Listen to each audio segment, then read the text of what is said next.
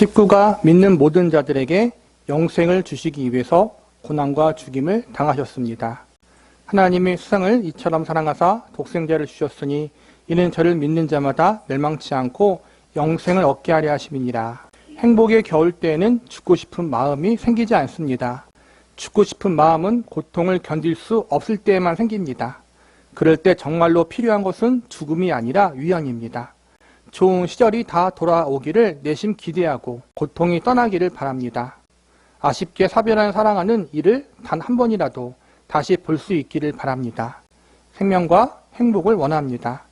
사람이 죽었는데 그것을 삶의 절정이라고 하거나 호상이라 하여 죽음을 낭만화한다면 스스로 속이는 것입니다. 죽음은 원수입니다.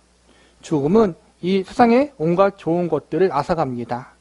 사람들은 죽음이 악하고 비참한 것들보다 차라리 낫다고 여깁니다. 하지만 고통 속에서 우리에게 최후의 일격을 가하는 죽음은 위안과 쉼을 바라는 소박한 갈망의 성취가 아니라 희망의 종말입니다. 사람들은 흔히 고통스러울 때 차라리 죽으면 편하겠다고 입버릇처럼 말합니다. 하지만 실제로 그 말은 살아남아 행복해지고 싶다는 갈망에서 나온 것입니다. 하나님께서 우리를 그렇게 지으셨습니다. 하나님이 사람에게 영원을 사모하는 마음을 주셨으니 우리는 하나님의 형상으로 지음받았으며 하나님은 생명을 사랑하시고 영원히 사십니다. 우리 인간들도 영원히 살도록 지음받았습니다.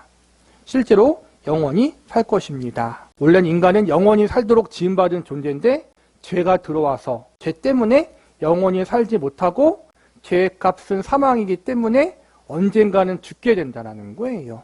나는 죄인이 아니다. 나는 죄를 지은 적이 없다. 이렇게 여기면 하나님을 거짓말하는 자로 만드는 것이라고 성경은 이야기하거든요. 우리가 죄인이라는 사실을 가장 잘 보여주는 예가 바로 죽음이라는 거예요. 모든 사람은 다 죽어요. 언젠가는.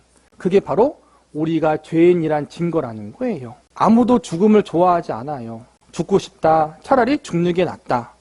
이러한 생각을 하는 건 행복하게 살고 싶은데 그럴 수 없으니까 삶이 너무 힘들어서 그런 것이지 본래 마음은 아니라는 거예요. 사망 역시 죽음 역시 기뻐할 수 없는 것이라는 거예요. 그러나 언젠가는 그 사망과 죽음이 정복될 날이 올 거예요. 그 날이 언제냐면은 바로 우리가 천국에 가게 되는 날. 예수님이 이 땅에 오시는 날 그 사망이 죄가 정복되게 될 것이다. 영원한 생명의 반대는 정멸이 아닙니다. 지옥입니다. 예수께서 분명히 이 사실을 말씀하셨습니다. 복음이 전하는 영생을 거부하면 존재가 사라지는 것으로 끝나지 않고 하나님의 진노 아래 영원히 비참하게 살게 된다고 분명히 말씀하셨습니다. 아들을 믿는 자는 영생이 있고 아들을 순종하지 아니하는 자는 영생을 보지 못하고 도리어 하나님의 진노가 그 위에 머물러 있느니라. 그리고 그 상태는 영원히 지속될 것입니다. 예수께서는 이렇게 말씀하셨습니다. 저희는 영벌에, 의인들은 영생에 들어가리라. 하나님을 무관심하게 대하거나 멸시하는 행위가 얼마나 악한 것인가를 보여주는 두려운 실제입니다. 예수님께서는 이렇게 경고하십니다. 만일 내 눈이 너를 범죄케 하거든 빼어버리라. 한 눈으로 하나님의 나라에 들어가는 것이 두 눈을 가지고 지옥에 던지우는 것보다 나으니라. 거기는 구더기도 죽지 않고 불도 꺼지지 아니하느니라.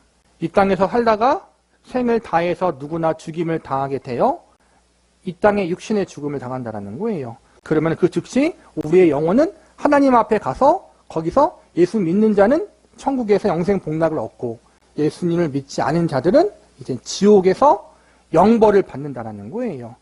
영원히 천국에서 살아가는 걸 성경은 영생이라고 얘기하고 지옥에서 영원히 고통받는 걸 영벌이라고 하는 거예요. 둘 다 죽지 않아요. 근데 성경은 지옥 가는 것을 지옥의 심판을 두 번째 죽음이라고 해요. 왜냐하면 하나님과의 관계가 끊어져서 예수님과 상관이 없는 사람들은 영원히 또 영혼이 죽은 사람과 마찬가지이기 때문에. 그런데 소멸되는 건 아니에요. 영혼이 소멸된다라고 주장하는 사람도 있어요. 그거는 성경적이지 않고 우리가 죽으면 우리의 영혼은 영원히 살아간다. 근데 문제는 천국에서 영원히 살아갈 것인가 지옥에서 영원히 살아갈 것인가 이게 문제라는 거예요. 지옥은 정말 끔찍한 곳이라는 거예요. 그래서 예수님이 눈이 범죄해서 눈을 뽑을 수 있다면, 손이 범죄해서 손을 잘라서 그 죄가 없어질 수 있다면 그렇게 해서 지옥에 안 가는 게 낫다. 너무 고통스러운 것이라는 거예요. 그런데 우리가 눈이 범죄하고 손이 범죄하는 게 어디 있어요? 눈이 범죄하면 내가 범죄한 것이고 손이 범죄하면 내가 범죄한 거죠. 그렇죠? 눈을 뺀다고 해서 손을 자른다고 해서 죄가 없어지는 건 아니에요. 그만큼 죄가 무서운 것이고 지옥의 형벌이 무서운 것이라는 걸 기억하라는 거예요. 이걸 용서받을 수 있는 길은 오직 예수님 앞에 나아가 회개하는 거예요. 예수님 앞에 회개하고 예수님을 믿으면 모든 죄가 용서받고 천국에서 영생 복락을 누릴 수 있다. 그 죄 용서함의 은혜와 영생 복락의 은혜를 주시기 위해서 예수님이 십자가에 달리신 거란 말이에요. 이제 영생은 단지 현세의 생명이 희로애락과 함께 연장되는 것이 아닙니다. 지옥이 이 생에 가장 두렵고 악한 결과이듯 영생은 가장 좋은 결과입니다. 죄와 슬픔이 남김없이 사라지고 없는 최고의 행복이며 행복의 정도가 끊임없이 증가하고 악하고 해로운 것이 깨끗이 제거될 것입니다. 선한 모든 것, 참되고 영원한 행복을 주는 모든 것만 남아 정결하고 강렬하게 될 것입니다. 우리의 상태가 변화하여 이 생에서는 상상할 수 없는 차원의 행복에 들어갈 수 있게 될 것입니다. 하나님이 자기를 사랑하는 자들을 위하여 예비하신 모든 것은 눈으로 보지 못하고 귀로도 듣지 못하고 사람의 마음으로도 생각하지 못하였다 함과 같으니라. 어느 순간이든 변하지 않은 철칙이 있습니다. 그것은 그리스도를 믿는 자들에게는 가장 좋은 것이 항상 남아있다는 것입니다. 우리는 장차 모든 것을 만족시키는 하나님의 영광을 보게 될 것입니다. 영생은 곧 유일하신 참 하나님과 그의 보내신 자 예수 그리스도를 아는 것이니이다. 이 일을 위해서 그리스도께서 고난과 죽임을 당하셨습니다. 그런데도 그분을 우리의 보화와 생명으로 영접하지 않은 이유가 무엇입니까? 우리에게 가장 좋은 건 아직 오지 않았다는 거예요.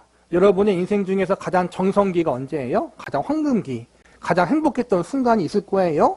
그 순간이 어릴 때일 수도 있고 청년일 때도 있고 성인이 되어서일 수도 있고 결혼일 때도 있고 그 순간이 있을 텐데 그 순간은 사실은 우리의 80년, 90년 인생에 비하면 지극히 짧아요. 그렇죠? 그 황금기는 길지 않은 것 같아요. 정말 짧아요. 근데 우리는 80년, 90년 살면서 그 인생의 황금기를 기억할 때마다 그때가 좋았지 하잖아요. 근데 그때보다 더 좋은 날이 영원토록 준비되어 있다는 거예요. 바로 천국에. 하나님과 예수님이 그것을 예비하고 있다는 거예요. 그날을 우리가 기다리자라는 거예요. 그걸 주기 위해서, 가장 좋은 것을 주기 위해서 예수님이 십자가에 달리신 거란 말이에요.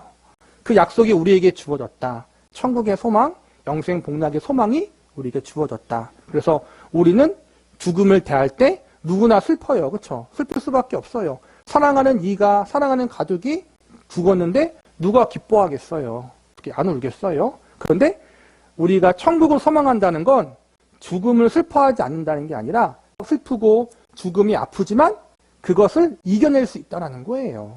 장차 천국에서 우리가 다시 볼 것을 믿기 때문에 확실하게 영생 복락을 내가 누릴 것을 믿기에 앞서간 사랑하는 믿음의 형제 자매들, 가족들이 앞으로 내가 볼 수 있을 것을 믿기 때문에 그 슬픔을 이겨내는 것이다.